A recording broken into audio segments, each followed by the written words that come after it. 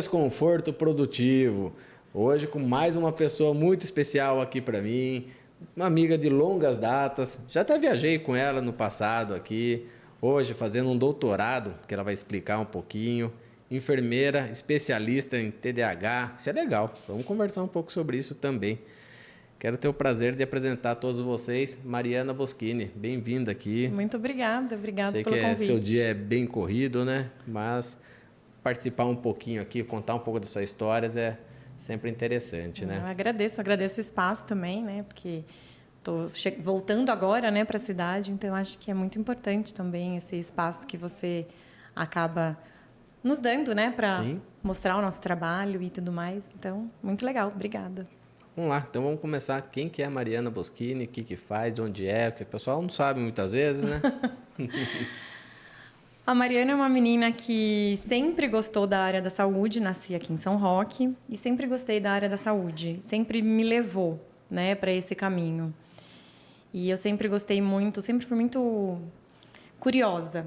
Então, mesmo quando eu fazia colegial, eu já gostava de, né, já fazia o curso técnico de enfermagem, não para trabalhar nessa época, mas porque eu queria conhecer como era, o que acontecia dentro, né, de um hospital. Apesar do meu pai sempre ter trabalhado dentro de um hospital, eu conhecia um pouco, mas eu queria sentir como era. Então, desde então, eu fui buscando e fui indo. Comecei fazendo biomedicina em Americana. Aí, por motivos pessoais, eu transferi para São Paulo. E daí, depois, eu não me encontrei na biomedicina, porque na época que eu fiz biomedicina, não é a biomedicina que é hoje. Era uma biomedicina que só trabalhava com laboratório, com exames, e não hoje, que é estética, é um... Nossa, chegou é um ao glamour, auge, assim, né? é um auge. Então, assim, eu não bateu muito com o que eu queria. E daí eu fui fazer enfermagem. E aí fui fazer a faculdade de enfermagem, também lá em São Paulo. Morava em República com amigas. Foi uma época maravilhosa. Maravilhosa, maravilhosa. Época de estudar, né? Época de estudar, de juventude, né? Sim. Hoje também, responsabilidades, né? Hoje em dia é muito mais, né? Era muito gostoso, era muito bom. Eu só estudava, né? Graças a Deus eu pude ter esse privilégio. Então, deu para estudar, deu para curtir, deu para ir para jogos, deu para viver intensamente a faculdade. Entendi. Quando você voltou daí para São Roque para começar... Você começou a trabalhar aqui, acho que na Unimed aqui, direto ou não? Eu comecei na Unimed em 2009, eu acho. Acho que foi 2009 que eu vim para a Unimed, mas eu fiquei só um ano aqui. Aí, logo saí daqui de São Roque e já fui para São Paulo. E aqui eu trabalhei como assistencial, né, que no caso é cuidando dos pacientes, rotina mesmo, né, e tudo mais. E quando eu fui para São Paulo, eu fui para controle de infecção hospitalar, que daí foi quando eu fui fazer minha primeira pós de infectologia. Só que também era algo que, assim, não estava encaixando ainda no que eu queria para minha vida. Em qualidade de vida, em dia a dia mesmo, porque, querendo ou não, né, a rotina de um hospital é algo que hoje em dia mudou muito, né? Mas, né, em 2010, por aí, a gente trabalhava 12 por 36, muitos ainda trabalham assim, mas na época era só essa opção que tinha. E como eu não era casada, eu não tinha filhos, nada, então acabavam sempre pedindo para mim fazer o próximo plantão, o outro plantão. Então, assim, chegava a ficar inúmeras horas dentro de um hospital. E aí eu falei, não é bem isso que eu quero. E aí eu fui conhecer a auditoria de enfermagem, que daí era uma coisa que trabalhava de segunda a sexta, não deixava de estar ali no cuidado, dentro de um hospital, de conhecer as coisas de hospital. E aí eu fui para a auditoria. Comecei na auditoria, eu não vou lembrar o ano, mas, enfim, já faz... Bom tempinho. Acho que já faz uns 20 anos, mais ou menos. Sim. E eu fui para um plano de saúde, que eu fui cobrir uma licença maternidade. E aí, quando ela voltou, eu achei que eu seria dispensada e, no fim, acabaram me efetivando. E daí, de lá, foram surgindo oportunidades maravilhosas, que daí foi quando eu fui para o Einstein. Eu fiquei lá no Hospital Albert Einstein durante quase 6 anos. Isso é uma bagagem, né? Também na auditoria. Mas lá não foi só o trabalho, né? Lá é um outro mundo. É uma vivência, né? É uma vivência, né? Então, assim, você aprende mais, eu acho, que de qualquer outro hospital, a ter muito mais ética. Porque lá é muito enfatizado isso, né? Porque existem muitas celebridades por lá. Só que lá eles não são celebridades, eles são pacientes. Então, a gente não podia ficar deslumbrada por ver, por exemplo, o Pelé. Não pode tirar uma fotinha. Não, jamais. Dá pra dar uma assinadinha aqui? Não Nada. pode, né? Então, assim, eu tinha que tratar o Pelé como eu tratava qualquer outro paciente que estava ali. E eu acho que toda essa bagagem que eu tive foi muito boa para eu estar onde eu estou hoje. Coisas que eu ouvi de pacientes, relatos, histórias. E eu aprendi que nem tudo né, gira em torno de dinheiro. Apesar de lá ter muitos, né, com muito dinheiro, né, com certeza. um poder aquisitivo muito alto. Mas eu ouvi muito coisas na UTI, principalmente, quando eu ia fazer auditoria. Ainda era dentro né, da UTI. Hoje em dia é tudo, né, não é nem mais no mesmo prédio. Inclusive, quando eu saí do Einstein, já não era mais, já era em outro prédio, não era mais no hospital. Mas, numa grande parte, a gente ia beira-leito mesmo, né, com o prontuário, para ver o que estava sendo feito, o que estava sendo usado, né? E eu ouvi muito, assim, né, pessoas de um poder aquisitivo muito grande, famosos e tudo mais, falarem assim para mim: hoje você é muito mais rica do que eu. Nossa. Isso, na época eu não entendia, né? Porque falava, nossa, até parece, né? Nossa, sua vida deve ser maravilhosa. Né? Imagina que eu sou rica onde? Só que hoje, com a cabeça que eu tenho hoje, com a bagagem, com tudo que eu já vivi na vida, hoje eu entendo essa frase assim como... Perfeitamente. Perfeitamente, né? Que realmente eu era muito mais rica do que eles e ali naquela relatos, situação. Né, de pessoas assim que estão no leito de morte e tudo, querendo mais um tempinho. E o dinheiro não faz... Tanto que a frase que mais se escuta, pode perguntar, acho que para qualquer profissional da área da saúde, em terminal, assim, em UTI, era: eu devia ter trabalhado menos. É mesmo? Caraca. Ter curtido mais minha família. Enfim, muitos conquistam impérios, mas não vivem. Mas naquela época você já não pensava dessa forma. Por mais que você estava vivenciando uma coisa... Não pensava, imagina. Assim, não, é porque... Imagina, eu estava no começo de carreira, estava deslumbrada. Eu descia todo dia do fretado, assim, sabe? Meu Deus, esse é lugar que eu acho que todo mundo sonha quando se forma em trabalhar, e eu estou aqui. Então, eu sempre agradecendo, assim, por estar ali. Então, eu não entendi essas coisas que, com certeza, tem muito mais valor do que todo... o complexo, tudo que né, o hospital ali, a instituição tem, né? Só que eu só entendi agora. E Nossa Senhora. Fez muita diferença, e essas frases hoje ainda fazem muita diferença na minha vida. Fazem sentido hoje, total né? Sentido, total sentido. Que uma coisa antigamente, sei lá, a pessoa está só falando por falar, hoje você consegue compreender realmente, né? E daí eu saí do Einstein em 2019, em setembro. E meu pai estava muito doente nessa época, então, assim, foi muito bom, porque eu pude ficar mais próxima dele, né? Não sabia o que ia acontecer. E aí ele faleceu em fevereiro de 2020, e em março começou a pandemia. Então, eu posso dizer que eu não estive na linha de frente, eu acompanhei meus colegas, mas eu não estive. Então, assim, por um lado, para mim foi muito bom, porque eu tenho minha avó, que mora comigo, né? Minha mãe, né, estava precisando de um apoio. Meu pai tinha acabado de falecer. Então, eu acho que foi, assim, muito bom eu sair na hora certa. Eu acho que eu entrei e saí na hora certa. E, no meio do caos da pandemia, eu fui chamada para trabalhar na Mil, no plano de saúde, também como auditora. Mas daí era home office, né? Então, me indicaram e aí entraram em contato comigo, perguntando se eu gostaria de fazer entrevista e tal. Isso em 2020 mesmo? Tudo em 2020. Nossa, mas você já estava com filhos já, não tinha? Já tinha os 3. E como você fazia? Você, estando lá em São Paulo? E voltava todo dia. E voltava todo dia? E voltava todo dia. É que, assim, graças a Deus, tenho uma rede de apoio muito boa, né? Então, a minha mãe é minha vizinha no condomínio. Sim. E... Ajuda. Eu tinha a babá, né, na época, que eles eram menores, então também ajudava. Então, eu ia e voltava todo dia de São Paulo. Durante muitos anos eu fiz isso, até antes de casar, eu já fazia isso. E mesmo o Fê sempre te apoiou também bastante? Sempre, não. Né? O Felipe, ele é surreal. Ele levantava, me levava a pegar o fretado, que na época eu ia de fretado, né, do hospital. Então, levantava 4h30 da manhã, me levava, pegava 5 horas o fretado, voltava 8 horas da noite. Então, era uma rotina bem puxada. Então, assim, eu estava perdendo uma fase do crescimento dos meus filhos, de convivência com meu pai, numa fase que eu não sabia, né, se ele ia melhorar ou não. Sim. Então, por isso que eu falo que eu comecei e terminei na hora certa. Na hora certa. Seu lá. primeiro desconforto, então, já foi em fevereiro de 2020, o falecimento? Não. Então Não. vamos entrar nessa parte, eu gostaria muito. Porque as pessoas cada vez acho que estão mais doentes, não sei se é a palavra certa, mas eu acho que é isso, essa intenção de poder ajudar as pessoas com relatos, né? Porque Sim. parece que não, a gente passa por tanta coisa e as pessoas olham lá no Instagram, esse tem uma vida maravilhosa, né? Então eu gostaria de entrar um pouquinho sobre essas coisas, Mar. Não, eu quando tive a minha primeira filha, eu queria muito engravidar, né? Então, logo que eu casei, a gente começou a tentar. Eu casei em 2015, em 11 de abril de 2015. E nas tentativas, a gente viu que não estava acontecendo nada. Então, procurei um tratamento, procurei uma ginecologista. O Felipe também foi fazer exames, estava tudo ok. E aí eu comecei a fazer indução hormonal, porque eu não ovulava.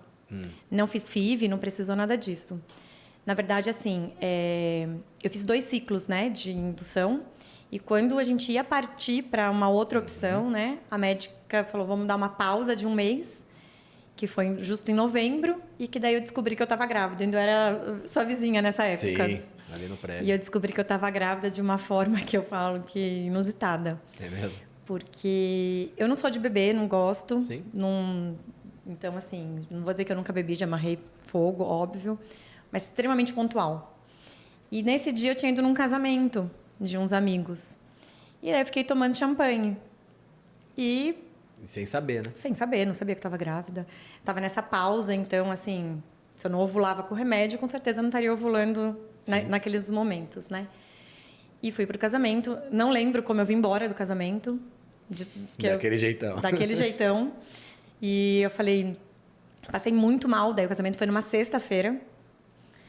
E aí eu passei muito mal no sábado. O Felipe eu precisava levar ele até a Castelo Branco, porque ele ia pegar um fretado, que ele ia para um negócio de um curso, um congresso, alguma coisa do trabalho dele. E eu não consegui. Daí um amigo nosso levou ele e eu fiquei lá, tipo, meu Deus, que ressaca é essa? Que dor de cabeça, passando muito mal. Minha mãe foi, me deu comida, cuidou, me deu um monte de remédio para dor de cabeça. Falou, dorme, né? Sim. Ninguém mandou beber. Só que eu não bebi em excesso, assim, também. Então, assim, só que por eu não beber, o pouco que eu bebi, eu fiquei muito bêbada. E você também achou que poderia ser uma ressaca, né? Exato. E tudo bem. E como eu estava sempre, né, estava nessa tentativa desde abril, isso era novembro de 2015, eu tinha testes de gravidez em casa, né? E daí no domingo eu acordei e eu falei, eu vou fazer um teste. Não estava atrasado, não estava nada. Mas eu falei, vou fazer um teste. E daí deu positivo. E daí eu fiquei super feliz, ao mesmo tempo, tipo, meu Deus, e agora? Daí eu falei com a minha médica, ela falou, não, tá tudo bem, né? Enfim.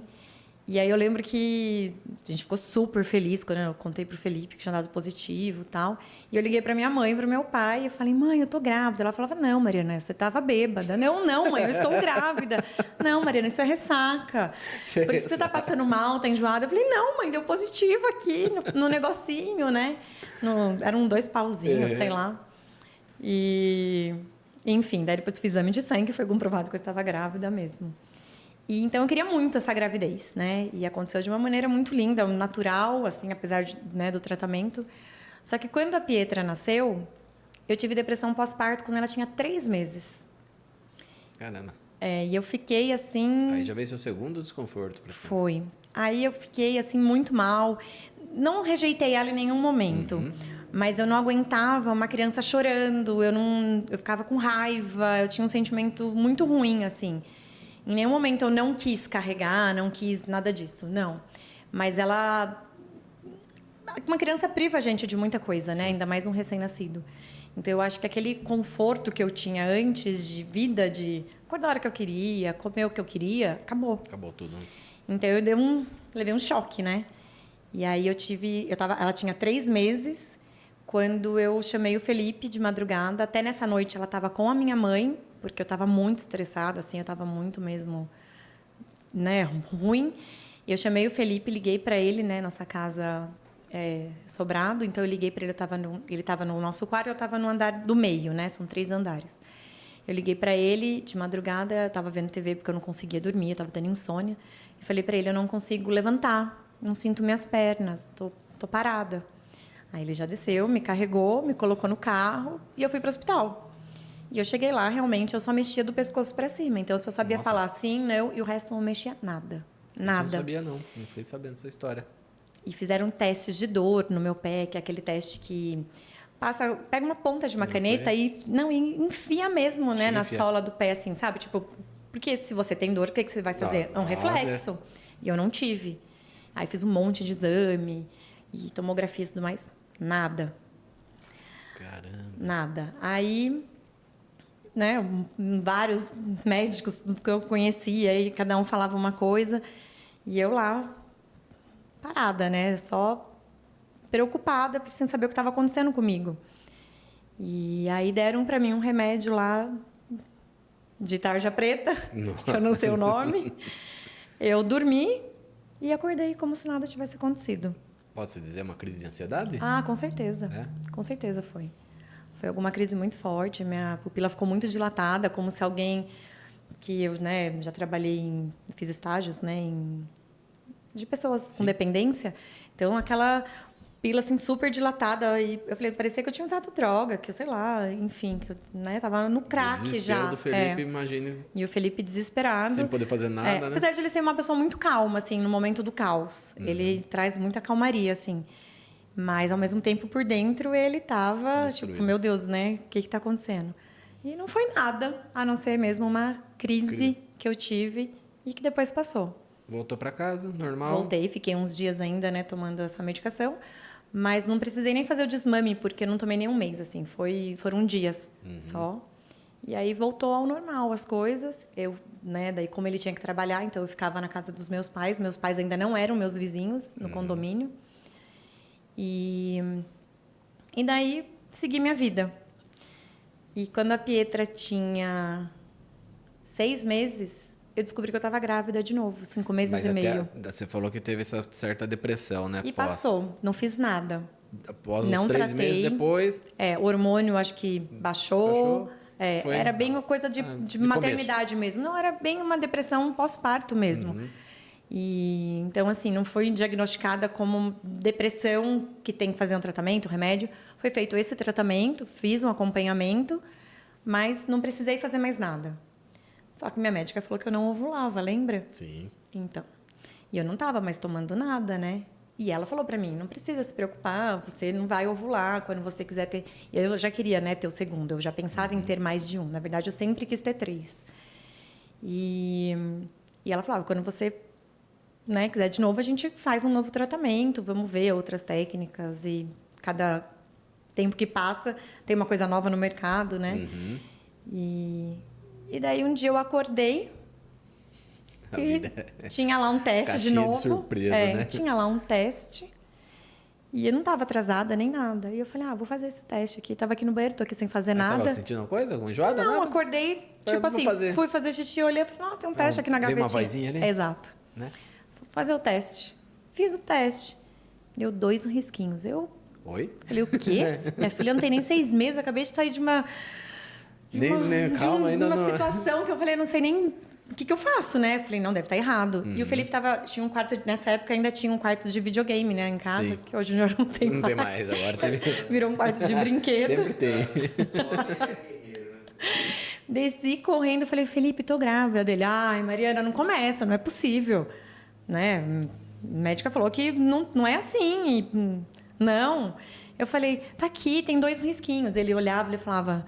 Nossa, você tá vendo coisa, só tem um. Eu falava, não, olha aqui, são 2. Ele, não tem 2. Eu falei, não é possível, que eu tô tão louca assim. Aí eu falei, vai na farmácia comprar aquele digital. E ele lá jogando, né? Aí ele falou, não vou, agora não vou. Você continua pirada, né? Ele falou, não vou. Eu falei, por favor, vai comprar aquele digital que vem escrito, né? Grávida, não grávida. Nisso eu já mandei mensagem para minha médica. E aí ela falou, pode acontecer, Lógico, né? nada. Né? Enfim... E aí, insisti, ele falou, tá bom, vou. Aí ele foi comprar, não tinha nem xixi, tive que esperar, né? Não adiantava nada, ele mesmo sair correndo naquele momento, ele tinha toda a razão. Mas eu não tinha xixi, eu já falei para ele, já traz 2, 3, porque traz de várias marcas, eu quero ver, né? Ver que todos... O que está acontecendo. E aí, depois, quando, né, fiz, deu lá, grávida. Aí a gente não acreditava. Só que a gente tinha comprado uma viagem para passar o carnaval em Salvador. Nossa, acho que eu lembro. Vocês acabaram vindo, não foram? Não. Então, a gente tinha essa viagem para ir para Salvador. E já estava, né, abadá, já estava camarote, já tudo Era não 2000. pode pegar avião, não é isso? Então, eu ia de navio. A gente ia de navio para Salvador e daí ficava uns dias lá. Aí eu falei com a minha médica, ela falou: "Não, você não vai, né? A gente já passou por muita coisa com você, começo de gestação, você não vai". E eu virei para ela e falei assim: até porque são gêmeos, né?". Daí o Felipe falou: "Ai, Mariana, lá vai ela de novo com as alucinações dela, né?". E aí eu fui na agência conversar, a viagem era fevereiro, isso já era janeiro. O carnaval era no final de fevereiro. E daí eu fui falar com a moça da agência, falei: tem como, né, sei lá, mudar, jogar para frente". Ela falou: "Não, para frente não tem, porque tá muito em cima, mas eu tenho um cruzeiro que sai, tipo, sei lá, dia 4 de fevereiro". Isso era 28 de janeiro. Não lembro exatamente as datas, mas era mais ou menos isso. Só que, assim, você gastou XX e agora é X. Você que sabe. Você vai perder, né? Aí eu falei: "Tá, mas e se eu levar, então, né, meu pai, minha mãe", enfim, deu para levar meu pai, minha mãe, meu irmão, eu levei todo mundo pro cruzeiro. Nossa Senhora. Pra Com o comemorar, valor do carnaval, né? Porque eu não podia ir no carnaval, então acabei levando todo mundo pro cruzeiro, a gente foi. E daí eu já me sentia super grávida, né? Eu não tinha nem feito ultrassom, mas eu já estava me achando super grávida. Só que eu não podia falar nada, porque eu não tinha ainda comunicado no trabalho, eu não tinha nada, né? E eu não tinha feito ultrassom para ver exatamente, tipo, tá grávida, não tá? Esses exames de farmácia, às vezes pode ter erro. Mas se você me encontrasse no navio, eu já falava: tô grávida de gêmeos. Tipo, Sério? ali, afirmando já, tô grávida de gêmeos. Joga pro universo que Por ele isso que eu falo, a devolve. palavra tem muito poder. Pô. Eu sempre falei pro Felipe que eu queria 3 filhos e ele falava: "Não, 2". Eu falava: "Tudo bem, 2 gestações, 3 filhos". Então, assim, desde que eu conheço ele, sempre foi dita essa frase, na brincadeira. E foi concretizado. Quando a gente voltou do cruzeiro, a gente já parou em São Paulo. Eu fazia acompanhamento, como eu trabalhava no Einstein, eu fazia acompanhamento lá no Einstein, porque eu era funcionária, então era tudo lá, o plano de saúde, era tudo deles. A Pietra voltou embora com a minha mãe, ela tinha 6 meses, era um bebezinho ainda, aí a gente parou lá. E aí veio a notícia: "Você está grávida, mas não tem 2 bebês, só tem um. Mas tem 2 sacos gestacionais aqui, mas só tem um embrião, não tem 2 embriões". E aí eu falei para ela, eu falei: "Não, mas eu tenho 2 bebês". E ela, a médica, falou: "Não tem". Aí o Felipe já, né, tipo, ufa. Sei lá. Quando ela falou que tinha 2 sacos gestacionais, ele quase caiu para trás. Ele falou: "Nossa, que é isso, né?". Cara, perdeu tudo, né? E ele voltou ainda, ele falou, voltou. Eu lembro que ele voltou, ele falou: "Nossa, imagina se fosse gêmeos". Eu ia ter que vir, porque ele tem coleção de videogame, né, desde 1800, eu acho. O Atari lá. Ah, ele tem todos. E que agora eu já encaixotei tudo, por sinal, coitado. Não Tá tem só mais na lugarzinho história. dele. Não, tá só na história. E aí ele voltou e falou: "Imagina, tem que vender tudo, porque como é que ia ser, né? 3 crianças ao mesmo tempo. Leite Veio um certo alívio pra leite ele naquele veio, né? momento, É né? só um". E eu cheguei em casa, né? Falei pra minha mãe: mãe, a médica falou que é só um". Mas não é só um. Eu tenho 2 bebês. Você sentia isso? Eu sentia, não sei o porquê, mas eu cismei que eram 2 bebês. E aí a médica falou: "Daqui 15 dias você volta, a gente vai fazer um novo ultrassom e vamos começar o nosso pré-natal, né? Tem um bebê aí. Você está grávida, né? Tem que fazer. Você está grávida". E aí, quando eu voltei nos 15 dias, tinha 2 embriões. Só que tinha diferença de tamanho. Um tinha um tamanho quase que 10 dias maior do que o outro. Então, Nossa, que ela interessante. acha que realmente... Ela fala, não tem muito assim. Tem algumas explicações científicas para isso, mas no básico foi fecundado depois. E só que ao mesmo tempo, porque já tinha um saco gestacional. Então, é muito complexo, assim, sabe? Mas eu tinha dentro de mim que eu tinha 2 bebês ali e... Você literalmente jogou pro universo e Joguei. E aconteceu em 2 gestações. Você sempre foi muito espiritualizada, né? Sempre. Sempre sou até hoje. Católica. Eu sou católica e espírita, porque minha no mãe geral. é católica e meu pai é espírita, né? Então, Sempre tem um e ladinho eu e vivo as 2 realidades intensamente, assim. E, enfim, tem gente que acha que não pode, mas mas tem, né? Aquelas pessoas que te apontam o dedo, né? Mas esquecem que quando tá te apontando, tem vários apontando para ela. Sim. E aí eu descobri que eu estava grávida e eu fazia acompanhamento tanto aqui em São Roque, que na verdade fazia em Mairinque com a doutora Rosângela, como lá em São Paulo, porque das 2 gestações foram assim. Porque eu tinha medo, vai que, sei lá, bolsa história, acontece alguma intercorrência, eu quero ter um pré-natal aqui perto. Né? Às vezes não dá tempo de chegar até São Paulo, né? Não sou uma Virgínia da vida que pega um helicóptero e desce lá. Tô ali. Não dá. Então, eu tinha esse acompanhamento aqui, só que sempre a doutora Rosângela sabia que eu iria fazer o parto lá. Mas, se eu precisasse, eu teria ela como apoio. E aí, ela também estava grávida, mas ela falou, eu vou continuar com o seu pré-natal, porque já que né, eu não vou fazer seu parto em qualquer correria, tenho os meus colegas e tá tudo certo. E aí, ela fez o meu ultrassom, aquele que é o principal de 12 semanas, e não me falou nada, tá tudo bem, tá? Os 2 bebês, beleza. Aí eu fui fazer os 12 semanas lá no Einstein. Aí eu falei pro Felipe, não precisa me acompanhar, você já me acompanhou no morfológico. Você já me acompanhou no morfológico, né, aqui com a Rosângela. Eu vou sozinha, porque daí eu vou sair com as meninas, a gente vai almoçar depois. Então, assim, tipo, vou encontrar com as minhas amigas, não precisa ir. Eu vou sozinha, tá tudo bem, então... Tranquilo. Né, você já viu, já vivemos esse momento que é muito mágico, né? Escutar o coraçãozinho e ver que tá tudo bem e tal. Aí cheguei lá no Einstein, entra uma médica, faz, sai, entra outra, faz, chama outra. Aquilo já foi me dando um negócio, né? Eu falei, nossa, não tem uma semana que eu fiz. O que será que aconteceu, né? E aí, eu falei, o que está acontecendo? Aí ela falou, peraí, vou chamar minha chefe e tal, não sei o quê. E chama a outra, que era do laboratório lá do Einstein.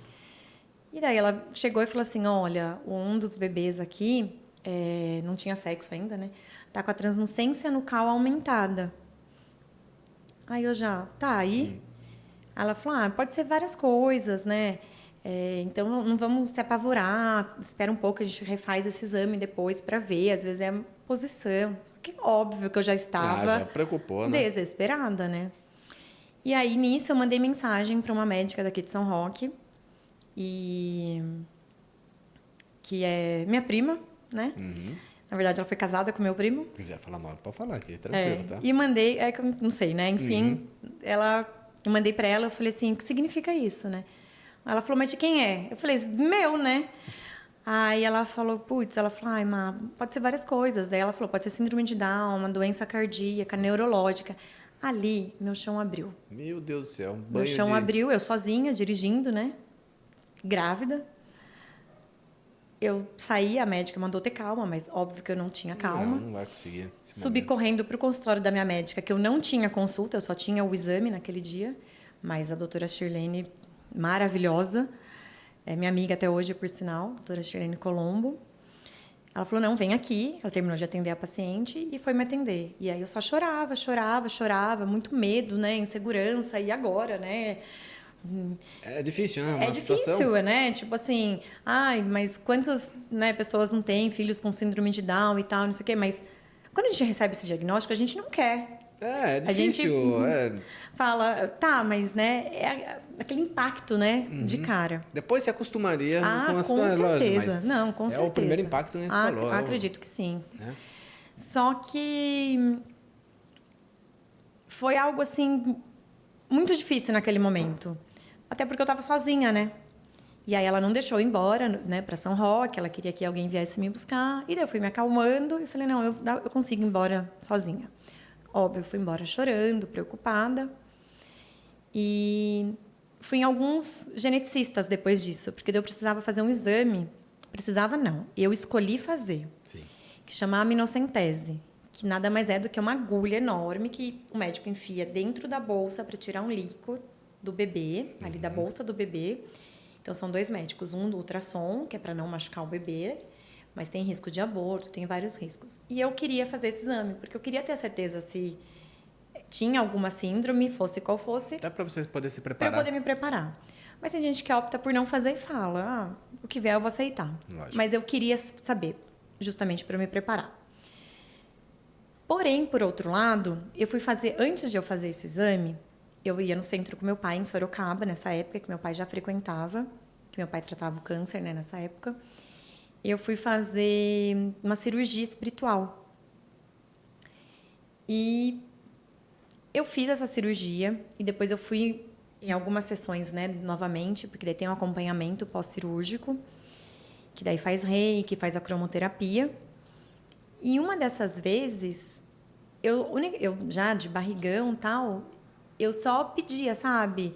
O tempo inteiro eu falava, o que tiver de problema, o que tiver de doença, meu Deus, tira de mim.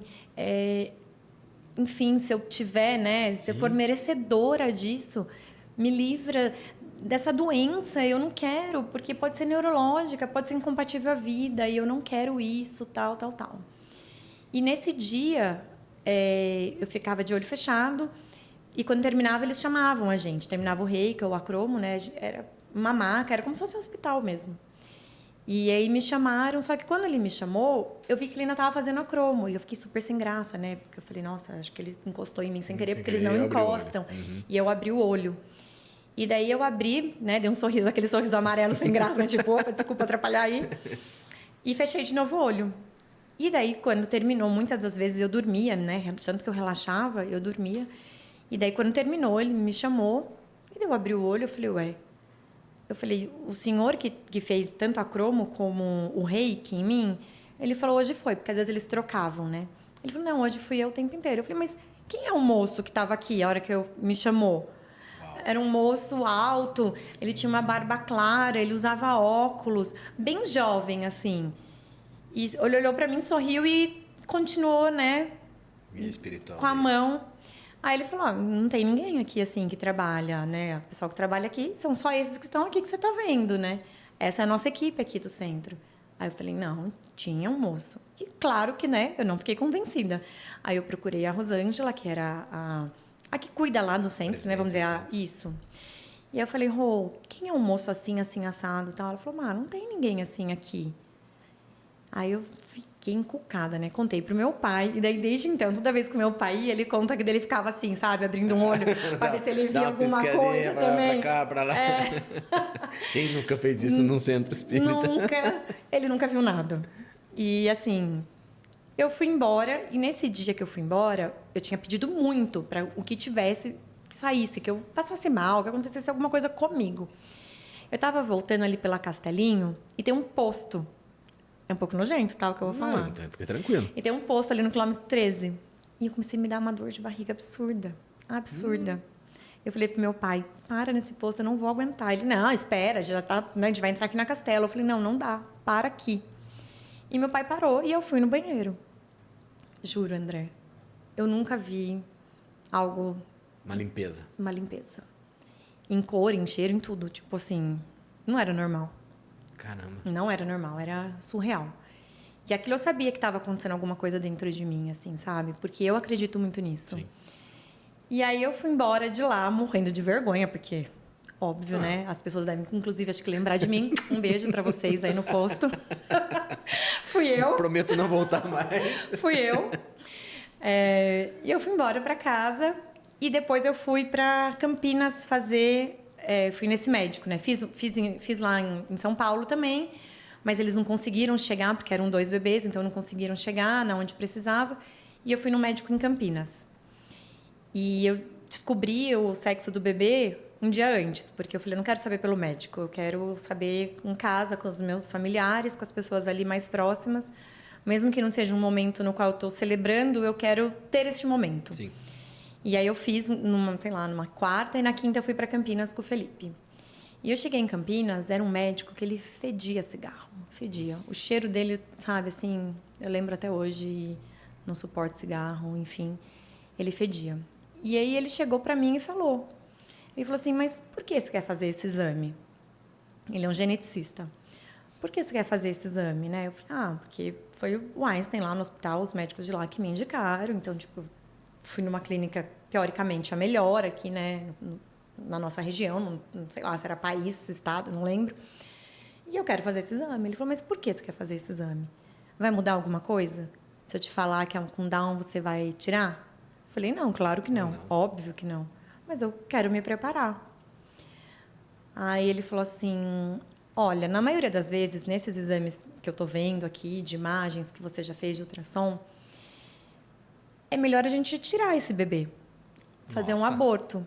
Daí eu falei assim, tá, mas eu sou contra. Eu não vou tirar. Se tiver que sair, vai sair sozinho. Eu não vou tirar. E aí ele falou assim, não, você tem que entender que existem 2 tipos de aborto.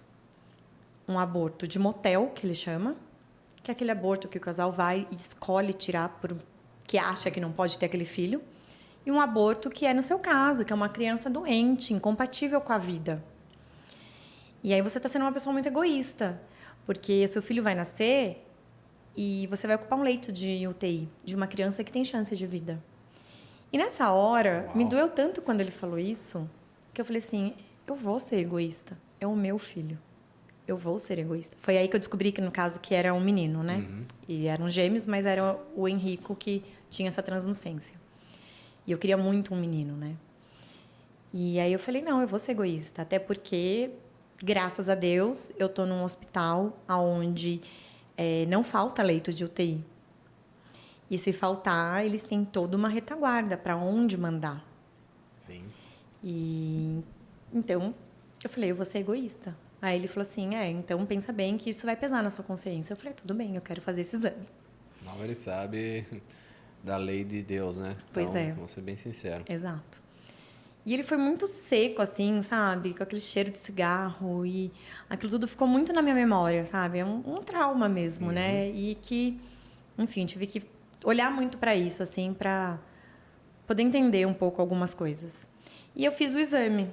E daí saiu o resultado, eles me mandaram. Ah, não tem nada, tá tudo bem, os cromossomos, tudo ok. Nossa, eu fiquei super feliz. Eu estava no centro nesse dia que chegou o resultado por e-mail. E eu fiquei super feliz, aí eu falei para minha mãe, eu chorei, fiquei super emocionada. Ai, tá tudo bem, graças a Deus, tal. Beleza. Cheguei em casa no outro dia, eu falei, vou ler com mais calma agora, né? Já tinha falado para todo mundo que tava assim, tá tudo bem e tal, né? Cheguei em casa, falei, vou ler o e-mail, vou ler os exames certinho para entender, né? Aí quando eu vi 2 sexos femininos, eu falei, opa. Ué. Eu falei, mas eu tenho um casal, eu não tenho 2 meninas. Fizeram errado. Primeira coisa. Eu entrei em contato com o laboratório, lá com o consultório. E tinha um prazo, não lembro se era até, sei lá, 6 meses de gestação, não lembro, 7 meses. Era alguma coisa assim que depois não poderia mais fazer, porque o risco daí era muito maior. E eu estava já no meu limite. E daí eu entrei, eles falaram, você tem que voltar, que a gente tem que ver então, que com certeza os 2 pegaram o líquido da bolsa da menina. Só que se eu não tivesse um casal, ia passar por isso mesmo, né? Lógico. Nunca ia saber esse erro. E aí eu voltei, ele não conseguiu. Aí tive que ir numa outra clínica de um colega dele, mas ele acompanhou. Nossa, eu fiz sofreu 3 pra vezes. Fiz 3 vezes. Não tem anestesia, não tem nada. É ali, agulha enfiando na sua barriga. Mas assim, eu não tive dor. Eu não senti nada. Eu acho, assim, fui muito abençoada, porque Com realmente certeza. eu não senti nada. O Felipe sempre comigo. E a gente sempre acreditando que era só uma fase. E daí colheram. E daí do Henrico veio um fragmento de cromossomo a mais. Não veio síndrome de Down, mas é um fragmento de cromossomo a mais. E aí eu voltei lá nesse médico, né, para ele ler o resultado, porque é muito complexo. E ele falou, olha, é algum problema neurológico ou cardíaco, então. Nossa Senhora. E aí seguimos, né? Meu Deus do céu. Então foi uma gestação, assim, muito difícil. Eu tinha acabado de sair de uma depressão pós-parto, uma gestação seguida e tudo isso. Prova de vida. Prova. Aí foram nasceram no Einstein. E quando eu entrei no centro cirúrgico, tinham 3 equipes já esperando, porque, né, tinha todo o acompanhamento genético do Einstein também. Então, assim, o que nascesse já tinha equipe preparada para fazer o que precisasse ser feito, né? E daí, claro, que a Milena nasceu primeiro, para deixar a mãe ainda mais. Como que vai nascer esse bebê, né? E não, na época foi feito aqueles exames que dá para ver o coraçãozinho e tal, só que o dele nunca dava para ver, porque a Milena estava em cima. Então, assim, não era para eu ver, não era para eu saber. Não conseguiam fazer os exames. Resiliência, pra você ter fé. E aí, ele também não queria sair, aí o médico, eu lembro que o anestesista subiu na minha barriga, empurrou, aí, né, nasceu, foi cesárea. E aí ele levou 1 minutinho para chorar. Foi aquele minuto que para mim durou 1 hora. Imagina. E aí ele chorou, eu dei aquela respirada fundo. E levaram para mim os 2 e estava tudo bem, não tinha nada ali assim que mostrasse, né, que poderia ter. Mas independente, levaram já logo eles, né, para fazer os exames e tudo mais. E eles não precisaram nem de UTI. Ai, que maravilha. Eles não precisaram de UTI, ficaram no berçário lá na incubadora com um bercinho de luz e tudo mais, porque eles nasceram quase de 37 semanas, então eu aguentei praticamente até o fim da gestação. E fui embora com eles do hospital. Então, eles não ficaram. Eles nasceram cada um com 2,5 kg. Olha Eles só. nasceram super bem, por ser gêmeos, né? E fui embora com eles. Mas você acha que a história acabou? Com certeza não. Não. São A do provas de Henrico vida. acabou. A do Henrico acabou, foi tudo bem. Quer dizer, acabou assim. Depois eu fui em outros geneticistas que falaram que quando ele tinha 2 anos ele ia ter, pela mãozinha dele, ele ia ter um problema, que ia começar a desenvolver lá um retardo mental e não sei o quê, tal. Enfim, sofri muito, muito assim com essa parte de geneticista e que a minha fé e Deus falou, Superou tudo. não vai passar por isso. Mas cheguei em casa com os bebezinhos, né, recém-nascidos. E cesárea, então eu estava sangrando muito ainda. Só que se passaram 20 dias e eu sangrando muito. Eu entrei em contato com a médica que fez o parto deles, que não foi a doutora Shirlene, foi uma médica que trabalhava com ela na época, que precisou fazer o parto. E eu falei, doutora, eu tô sangrando muito. E ela falou, não, é normal. Eu falei, não, mas eu tô tendo febre pontual, eu tô com alguma infecção. O duro de entender um pouco, de isso não mesmo. ser leigo, torna a gente muito assustado com qualquer sinal. E aí eu falei pra ela, não. E eu peguei, ela não acreditava, porque ela falava, imagina, né, frescura, tá sangrando, normal sangrar, né, depois de... Se acha, né? Tá se achando. Ah, super, nossa. né? Tem que ser enfermeira. Tem que ser enfermeira. É, exatamente, sabe? E aí eu peguei e mandei uma foto do que estava acontecendo, como era esse sangramento, que não era um sangramento comum, no qual eu já tinha visto de várias puérperas em hospital. E aí ela falou, vem pra cá, então vamos fazer um ultrassom, né, transvaginal, vamos ver como é que tá, um ultrassom, nem lembro se era transvaginal, se era na barriga mesmo, não lembro qual foi. E ela falou, a gente vai precisar fazer uma curetagem, porque realmente está com bastante sangue aí, vamos limpar esse útero. Então, voltei para casa, fiz minha mala no outro dia e fui para o hospital.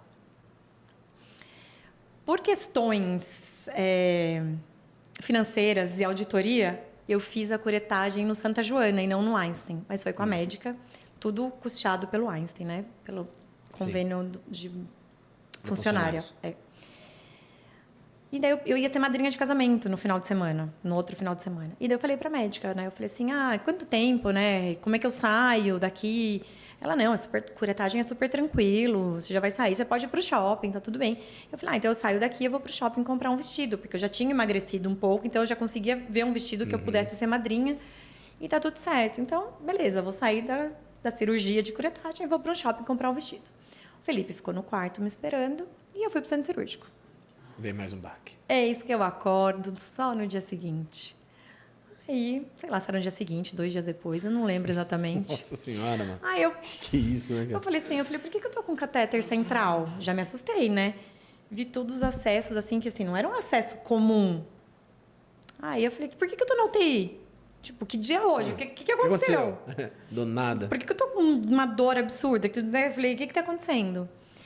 Aí a médica entrou, e aí ela falou que durante a cirurgia eu tive uma intercorrência, meu útero foi perfurado. E daí ela teve que chamar, ela ligou para vários médicos para ajudar ela numa cirurgia, porque daí virou uma cirurgia de grande porte.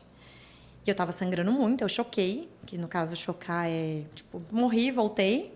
Nossa. Aí eu fiz 16 transfusões de sangue, meu sangue é O negativo, que não tem ali na esquina, entendeu? Mais ainda. Eu entrei em choque, eu era mais branca do que eu já sou normal. E aí ela falou, a gente precisou te entubar. E eu precisei abrir sua barriga e tirar seu útero. Eu tirei trompas e um ovário. Você só tem um ovário. Nossa, André, aquilo pra mim foi como se ela tivesse falado assim, amputei sua perna. Porque não foi uma escolha minha. Sim. Eu com 33 anos, eu já não ia mais menstruar. Cara. Eu corria o risco de entrar na menopausa naquele momento ali. sabe? E daí eu já não podia mais amamentar, porque eu recebi muita transfusão. Não que eu não podia, eu poderia. Só que eu tinha que esperar todo um tempo, porque foi muita transfusão. E fiquei no hospital. E aí a pediatra das crianças, né, a doutora Terezinha, maravilhosa, foi lá para casa da minha mãe, ajudou minha mãe, o que dá, né? Eles tinham 20 dias. Então, eu tinha uma bebê de 1 ano e 2 de 20 dias. E eu resolvi ir até o céu e Deus falou, você não queria tanto? Pode voltar, não vai ficar aqui não. Não vai deixar ir para sua mãe, para seu marido, para sei lá quem criar. Olha. Pois é. Só que o Felipe sempre na paz, naquela tranquilidade. Ele falou que ele dormiu, ele não percebeu que levou, tipo, sei lá, 4, 5 horas a cirurgia, que ia durar 40 minutos. E que quando o telefone tocou no quarto e pediu para ele ir até o centro cirúrgico, que dele falou, nossa, que estranho, né? E foi quando ele falou, alguma coisa aconteceu, né? Mas ele sempre de boa, sempre, né, alto astral, foi lá. E a médica falou, a gente teve uma intercorrência. Ele falou, ela tá viva? Tá. Ah, então tudo bem. Tem algum risco? Ela falou, não. Por isso que a gente tirou o útero, porque era um sangramento muito forte. Assim, a gente até tentar colocar uma tela, reconstruir o útero, poderia ser que ela tivesse uma parada e não voltasse. Então, por isso que a gente tirou. Era ou a vida dela ou o útero. Aí o Felipe, então, tipo, dane-se, né? Falou outra palavra, mas então, tipo, que bom, né? Que teve essa oportunidade de tirar. E aí eu vim embora, uma dor, assim, eu tinha acabado de fazer uma cesárea. E o meu corte era pequenininho, da cesárea. Minha médica tinha feito um corte, assim, maravilhoso. Que virou um corte gigante, enorme, porque, assim, tinha que tirar. Até ela falou que ela ia me abrir assim, né? E daí o plantonista falou, não, vamos abrir assim. E como tinham colegas minhas no centro cirúrgico, que eu já tinha trabalhado, me contaram que foi, assim, uma cena de horror, de sangue. A médica ficou muito nervosa, ela não estava esperando por aquilo. E daí um monte de gente foi ajudar, vários outros médicos. Ela falou que foi, assim, uma cena realmente de horror. A médica ficou totalmente desestabilizada ali, né? Ela, enfim, não sei se foi a primeira vez que tinha acontecido com ela, não sei. E, enfim, né? Saí, vim embora com muita dor no carro e tudo mais. Cheguei em casa. Aí, de novo, tive que ficar na casa da minha mãe. Fiquei 3 meses lá morando com a minha mãe, porque eu não conseguia levantar para tomar banho, eu não conseguia nada. E os bebês pequenininhos eu não podia carregar, mas eu queria estar com eles por perto. E aí veio essa segunda frustração, que eu não amamentei novamente, né? A primeira eu não amamentei porque eu tive depressão, e a segunda eu não amamentei porque eu passei por uma intercorrência muito grande. Caramba. Mas passou, né? Segui e vamos embora. Fiz muita terapia para perdoar essa médica, porque depois o útero foi para biópsia e daí foi diagnosticado que foram restos de placenta que não foi limpo direito no parto. Então, assim, não importa o hospital que você tá, eu estava no Einstein. E isso aconteceu. Né? Então, assim, eu tinha que passar por isso. Erro médico existe em qualquer lugar. Então... É um erro, né? Mas... Hoje, na época, eu falava erro médico e tudo mais. E aí, vários advogados me procuraram, se eu não queria processar, entrar com processo e tal, e não sei o quê. Só que, assim, aquilo me mexia, tinha uma dor muito profunda ali, de alguma coisa que foi tirado, meu útero foi tirado de uma maneira muito brutal, ao meu ver, sem eu saber. Então, aquilo doía, eu não queria mexer naquilo, eu não queria falar sobre aquilo. Então, eu queria esquecer. E o Einstein, por sua vez, me deu todo o apoio, porque eles sabiam exatamente o que tinha acontecido. Só que existe uma palavrinha, né, na parte jurídica, que chama inerente ao ato. Então, eles poderiam falar que aquilo era inerente ao ato, algo que poderia acontecer. E aí eu falei, eu não estou preparada para essa briga. Eu só quero viver a minha maternidade. Deixa eu curtir, deixa eu passar. Já passei tanta coisa. É isso. E aí eu falei, não vou processar ninguém. E não processei. Só que eu precisei de muitos anos de tratamento para poder voltar ao Einstein. Só que nunca mais ele teve aquele brilho que tinha quando eu chegava agradecendo por estar ali. Nunca mais, depois que eles nasceram. Olha só. Eles nasceram em 2017. E daí eu fiquei quase que 1 ano, né, de licença maternidade, férias e tudo isso que aconteceu e tudo mais. Então, quando eu voltei em 2018, eu trabalhei bem pouco, em 2019 eu já saí. Então, eu não tinha mais esse brilho. Isso porque eu já não trabalhava mais no hospital lá no Morumbi. A gente trabalhava num prédio na Faria Lima, que já tinha sido tudo digitalizado. Mas já não tinha mais aquele brilho. Eu estava mesmo porque, tipo, ganhava bem, então, tipo, vou continuar aqui. Só que daí, vendo tudo que estava acontecendo, meu pai, então, assim, não valia a pena o dinheiro. Sim. E tudo bem. Vim para São Roque e segui minha vida aqui, né? Nesse tempo, aí foi quando começou a 1000 e comecei no home office. Só que o meu avô daí ficou doente em dezembro de 2017 e faleceu em maio de 2018. Então, assim, foi uma perda muito dolorida para mim, né? Que convivi, cresci com os meus avós. Pessoa, né? E eu cresci ali, né? Então, era uma coisa muito ligada, né? Na padaria, o dia inteiro com meu avô.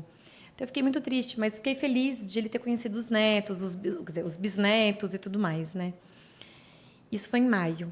Quando foi junho, era a Copa do Mundo. O Henrico, eu levei ele na Terezinha, na pediatra deles. De noite, estava tudo bem.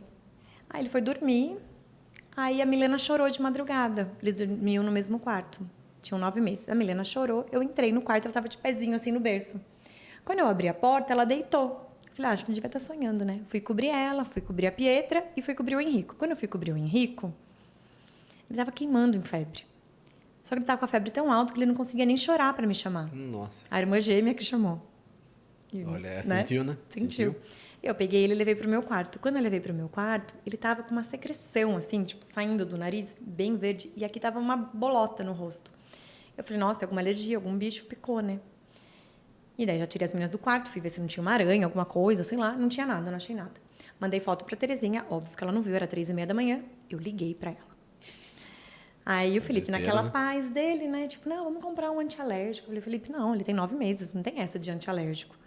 Liguei para Terezinha, falei, Tere, pelo amor de Deus, olha seu celular aí, é a foto que eu te mandei. Aí quando ela viu, ela falou, vai embora agora para São Paulo. Meu convênio era de São Paulo, né? Vai embora agora para São Paulo, leva ele para o hospital. E me avisa que o hospital você tá, que eu vou ligar lá. E aí a gente foi. Ele entrou direto para UTI. E, tipo, eu não entendi nada. Eu falei, mas como assim? O que está acontecendo? Aí ele foi diagnosticado como uma celulite facial. Mas que hoje, analisando, não foi uma celulite facial. Eu não sei exatamente, até hoje eu não sei o que foi. E ele foi deformando. Ele foi deformando, deformando. Eu fiquei com ele 21 dias na UTI, lá em São Paulo. E as meninas bebezinhas aqui, com a minha mãe. O Felipe indo e vindo, porque tinha que trabalhar, né? Os boletos não pararam, né? Sim. E daí eu lembro que o Felipe ia de quarta-feira com o meu pai. Aí ele ficava lá. Eu voltava com o meu pai, porque eu não tinha condições de dirigir. Eu voltava para eu poder descansar, dormir e ver um pouco as meninas. Aí, no outro dia, eu ia já dirigindo, porque eu já tinha descansado. E o Felipe vinha embora e eu passava o resto do tempo lá. Em São Paulo, eu não saí nenhum... O tempo inteiro eu ficava dentro da UTI. Lá, a gente... Né, existem essas UTIs que são quartos com vidro. Então, assim, cada mãe fica com o seu filho. E isso é muito bom para a mãe, né? Tomava banho lá, era tudo lá. E eu lembro quando um médico chegou e falou assim, a gente vai colher um mielograma dele. E daí eu entrei em desespero, porque eu falei, vocês estão suspeitando de leucemia? Aí, mais uma vez, o leigo nunca ia saber o que é um mielograma, né? E aí eu entrei em desespero, chorei, eu falei, meu Deus, meu filho está com leucemia, tudo que eu já passei com ele, pelo amor de Deus, meu Deus. E aquela noite eu rezei, que ele ia fazer o exame no dia seguinte no centro cirúrgico, porque pelo tamanhinho precisava sedar, né? Porque dói muito. E eu chorei muito, rezei muito, minha fé, assim, eu falei, meu Deus, eu sei que o Senhor nunca me abandona, mas, pelo amor de Deus, agora eu preciso ainda mais, né, da sua força, eu preciso que o Senhor mande os anjos aqui para estar comigo. E dormi com o Henrico no meu colo, cheio de fios, tuba, tudo mais. Ele não estava entubado, mas ele estava cheio de fios, né? Eu fui tomar café da manhã, pus ele lá no bercinho, e o café da manhã era dentro de um quarto, tipo assim, aqui, só que tinha o vestiário feminino, que era o chuveiro e o vaso sanitário feminino, e o masculino. E daí tinha os armários e tinha uma mesa, que era onde a gente podia comer, porque dentro da UTI mesmo não pode comer, caso de risco de infecção. Então, vinham as bandejas para nós, de comida do hospital, não podia nada de fora também. E eu cheguei lá, estavam todas as bandejas, cada bandeja tem a sua etiquetinha com o nome, né? Paciente, Henrico, mãe, Mariana. E aí eu olhei todas as bandejas, tinha pãozinho francês, e na minha tinha bisnaguinha. Eu falei, ai, que saco. Eu falei, gosto de bisnaguinha, mas aquelas de leite. Eu falei, mas eu queria tanto um pão francês. Aí eu falei, vou esperar, né, a outra mãe chegar, vou ver se ela troca, porque eram 2. E se ela trocar uma comigo, já tá bom, porque pelo menos eu como um pãozinho francês, eu prefiro. Não sei, acho que o meu psicológico acho que me sustenta mais. Aí não chega ninguém, né? E eu falei, nossa, mas é o horário do café, cadê esse povo, né? E tinha, acho que, sei lá, 8 bandejas, 6 bandejas. E nada de ninguém. Aí eu pensei, eu falei, quer saber? Eu vou trocar. É só um pãozinho. Mas daí bate a consciência, né? Tipo, vai que alguém é alérgico. Precisa, E tem algum, tipo assim, é uma dieta especial. A pessoa morre, vai puxar nas câmeras, porque tinha câmera ali dentro. Aí fala, pronto, vai descobrir. Pronto, descobriu que a Mariana matou, deu uma alergia. Só por causa de um pãozinho. Por causa de um pãozinho. Eu falei, não, né? Não vou fazer isso. Eu falei, não vou trocar. Eu falei, vou esperar mais um pouquinho. Não apareceu ninguém naquele dia, no café da manhã, no horário. Só eu. Nossa. Aí eu abri o pãozinho. Quando eu abri, que eu cortei, o pãozinho era de cenoura. Era um pãozinho, pra mim, me emociona. Que meu avô fazia. E meu avô tinha acabado de morrer. O pãozinho de cenoura do meu avô, a bisnaguinha de cenoura do meu avô, era muito conhecida aqui na cidade. Muitos gostavam. E para mim não tinha mais do que um sinal do que, tipo, que eu não estava sozinha. Tô aqui. E eu tinha acabado, na noite anterior, eu tinha ajoelhado e pedido um sinal. Eu tinha pedido para Deus mandar um anjo, mandar alguma coisa que, assim, A probabilidade tá era tudo bem. remota ter um Remota. pãozinho desse. Entre 8 bandejas, só eu tinha esse pãozinho. Os outros eram tudo mini pão francês. Então, tipo, aquele pãozinho tinha que ser meu. E não entrou ninguém porque eu não podia trocar. Eu precisava ver Sim. aquilo. Para sentir que, assim, não tá sozinha. Tá tudo bem. Uau. E daí comi chorando, óbvio, né? Porque eu já estava super sensível, chorando. E daí nisso começou a chegar todo mundo. Ninguém entendia que eu estava chorando. Daí depois eu expliquei. E depois eles falaram até para mim, não, ó, não tem alergia a nada. Quando isso acontecer, pode trocar e tal. E daí, tipo, virou risada até, né? Mas tinha que ser minha aquela bandeja. E aí eu senti que estava tudo bem. E o Henrico foi melhorando, foi melhorando. A gente depois foi pro quarto e ele teve alta no final, acho que da Copa, sei lá. E ele ficou com uma marquinha, né, ainda no rosto. E continuamos o tratamento em casa. E até hoje não se sabe o que ele teve. O Quantas que eu provas, acredito que aconteceu, espiritualmente falando sobre a minha fé? Eu acho que eu tinha que passar por uma dificuldade com o Henrico. Só que Deus me deu o merecimento de não ser por uma vida inteira, lá na gestação. Ele me deu Por isso que você tinha que passar por tudo isso. Só que eu precisava passar por alguma coisa Todo mundo precisa passar por alguma muito aprovação. forte. Uma aprovação, não sei o quê, e era com ele. E eu passei. E O assim, que você poderia falar para pessoas que estão passando por isso hoje? O que você poderia falar? na hora que a gente está no olho do furacão, eu acho que não adianta a gente falar nada. Porque realmente a gente não escuta. Vai realmente do que a gente tem de crença com a gente. Seja a religião que for, seja o Deus que tiver. Então, assim, se apegar à religião e acreditar que aquilo é seu, que ninguém vai mais poder passar. E que não adianta você se revoltar, xingar. Não vai mudar o diagnóstico. Não vai mudar pelo que você precisa passar. Só que você pode passar de uma maneira mais leve. Mas é muito difícil. Quem está no olho do furacão... Você acredita que foi por causa de tudo isso que você acabou indo por uma área até que a gente ia entrar nisso aí, né? Que você tem uma clínica agora? Não. Meio que é meio espiritual também, né? Não. Não? Não, ainda não. Enfim, né? Eu acho que é algo que eu precisava passar. Por algum motivo que eu até hoje não sei qual, mas com certeza tem um propósito. E com certeza eu aprendi muito com a minha fé. Eu escutei muitas mães de UTI, que eu chamo de mães de UTI, porque são aquelas mães que moram na UTI. São filhos que realmente não vão sair dali. O meu ia sair. E daí a gente foi descobrindo que o Henrique ia ter um atraso de crescimento, atraso de fala, mas que nada que, quando ele tivesse seus 18 anos, isso vai afetar. Então, ele teve uma perda auditiva, não definitiva, mas ele já fez cirurgias, vai fazer mais uma, mas, assim, nada grave, tudo... Ele é maravilhoso, ele... Você também tem a provinha dele, vamos dizer assim, né? Enfim. A gente sabe que ele tem esse fragmento a mais de cromossomo, que isso é muito importante para a vida dele adulta, porque esse fragmento, um dia, não sei como funciona geneticamente falando, tá? Mas pode ser que, para ele ter um filho, tenha algum problema. Então, é muito importante que ele saiba. Então, eu acho que é muito legal eu ter esses exames, saber de tudo isso, para no futuro ele fazer novos exames, né? Numa vida adulta, se cuidar. Mas eu acho que foi uma aprovação que eu tinha que passar com ele. E depois disso, eu acho que... né? Daí foi quando eu saí do hospital e meu pai faleceu. Mas meu pai foi uma das pessoas que me ensinou muito na vida. Meu pai passou por muito problema de saúde. Sim, Mas eu nunca vi meu pai reclamar. Meu pai estava sempre sorrindo, indo em festa, agradecendo, rezando. Ele nunca se questionou. Eu acho engraçado. Até esses dias eu vi uma pessoa comentando, né?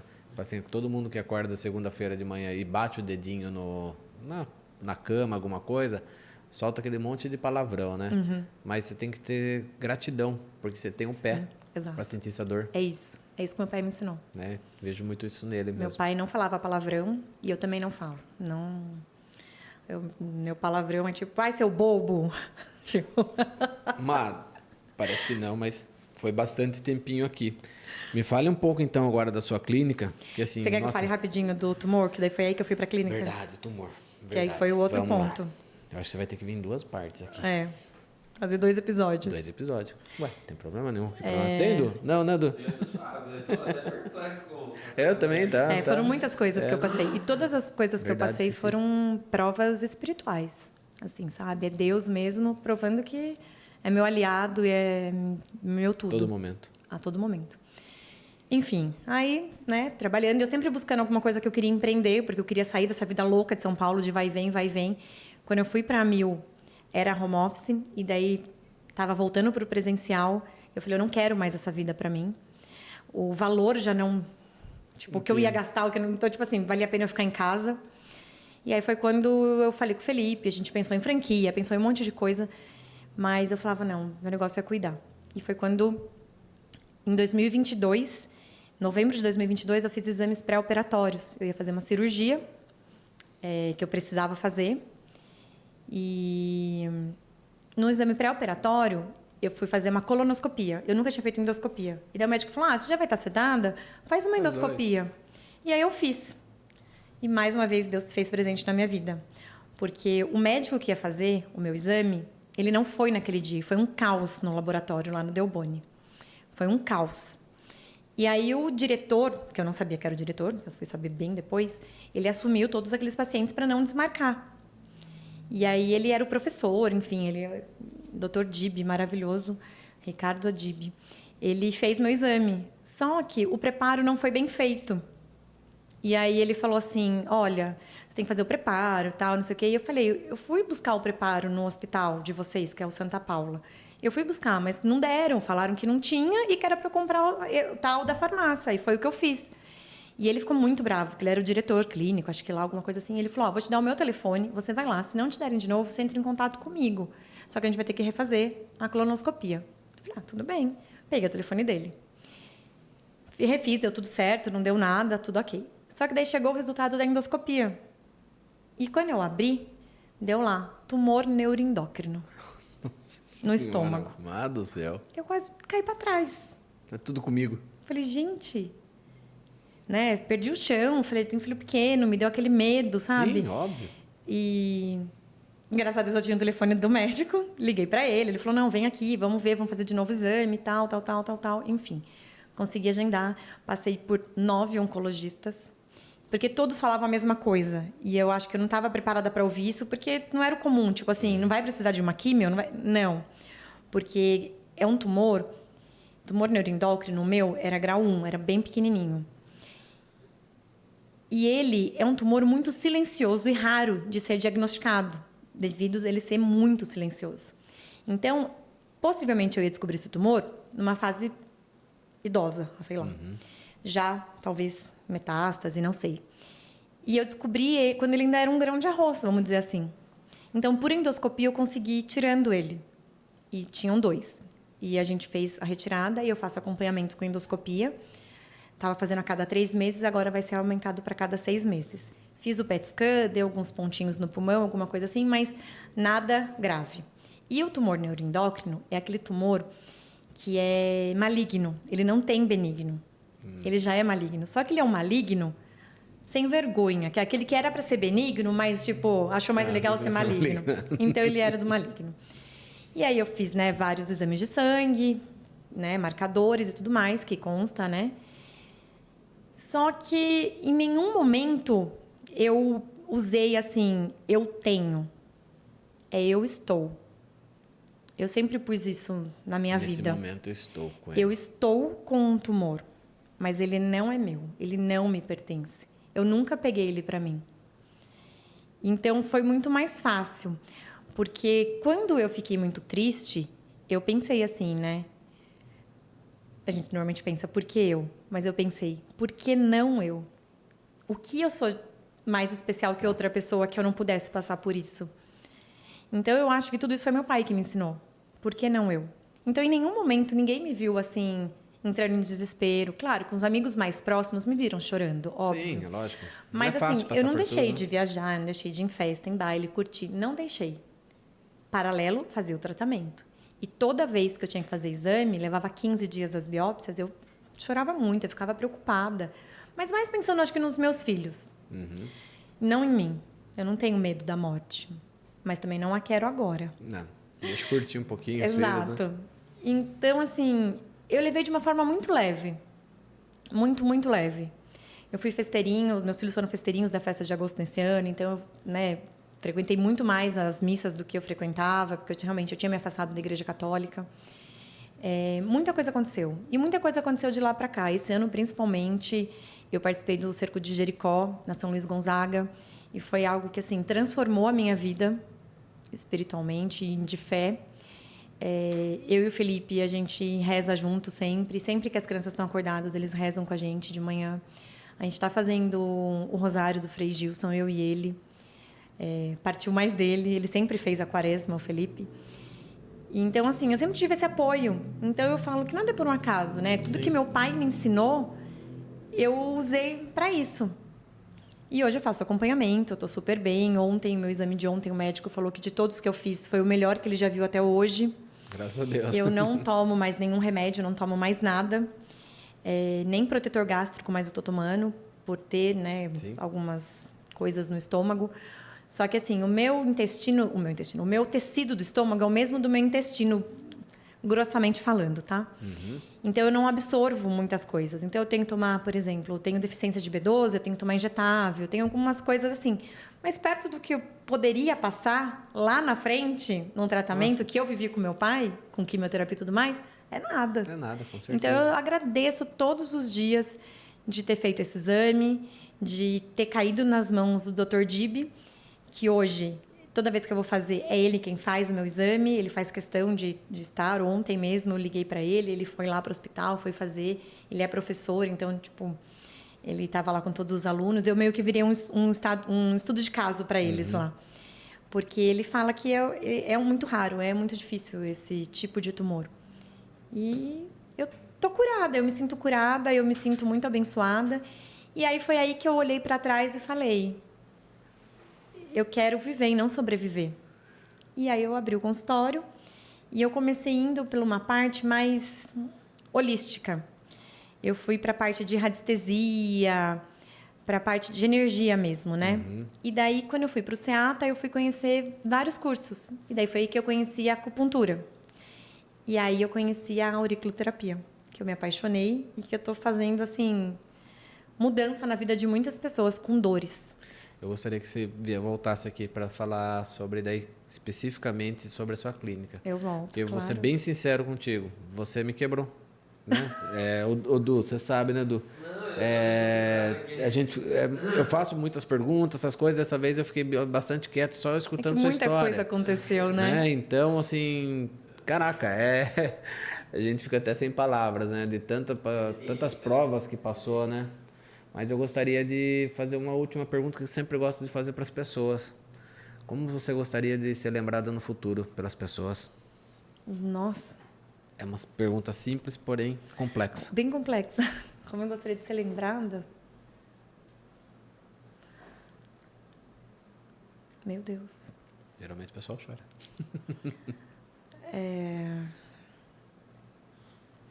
Talvez como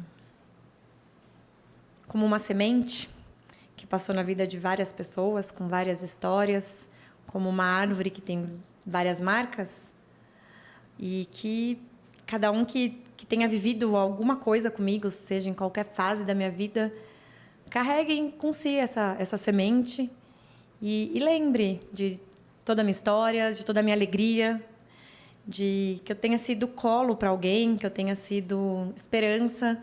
Hoje eu estou sendo cura, entre aspas, na ajuda de dores de pessoas, então, assim, qualidade de vida. Então, acho que é assim que eu quero ser lembrada, como uma pessoa que fez o bem a alguém de alguma maneira. E se alguém, né, achar que passou pela minha vida e que, com certeza, todo mundo que passou pelas nossas vidas tem um pouco da gente, assim como a gente tem das pessoas, que não tenha tido esse sentimento por mim, que deixe essa sementinha ali, que o solo fértil guarde e que fique num cantinho especial, que é terra, natureza, enfim. Eu acho que é isso. Eu acho que eu seja luz na vida das pessoas, assim como muitos foram para mim por toda essa caminhada. Sem dúvida, não foi sozinha que eu passei por isso. Obrigado por ter vindo, viu? Eu que agradeço o convite. Adorei sua história aqui. Foi Parece maravilhoso. Que não, mas eu quero sim, veja depois uma data para você voltar aqui, que foi maravilhoso esse podcast, pode certeza. E eu acho muito assim, fazer alguma coisa agora corrida só para falar, não, acho que tem que ser específico daí agora só sobre a clínica sua. Sim. Tá bom? Ótimo. Obrigado, Muito viu? feliz. Eu que agradeço o convite. Foi mais leve do que eu imaginei. Ia ver só. Mas é que realmente a minha história é muito complexa. Passei por muitas coisas assim em um período curto, né? Um espaço de tempo muito curto, mas que, nossa, Isso é me uma prova fez de uma bagagem e ser quem eu sou hoje muito diferente de quem eu fui lá atrás. Sem dúvida nenhuma, hoje eu tenho outros olhos para a vida e para quem quiser me ouvir, né? Com certeza. Porque eu tô sempre amei ouvir. aberta a estender a mão e o braço para quem precisar, porque Eu amei. e não Amei para falar escutar. sobre a minha história, mas para ouvir sobre o que a pessoa precisa e de alguma maneira com o que eu aprendi passar para alguém. Obrigado. Então, eu que agradeço. Pessoal, muito obrigado por esse episódio. Ela vai voltar, com certeza, só para falar que, poxa, tinha tanta coisa aqui, Conindu, laser terapia, que com certeza ela vai passar aqui um pouquinho desse outro conhecimento dela para nós. Espero que tenham gostado e até o próximo episódio.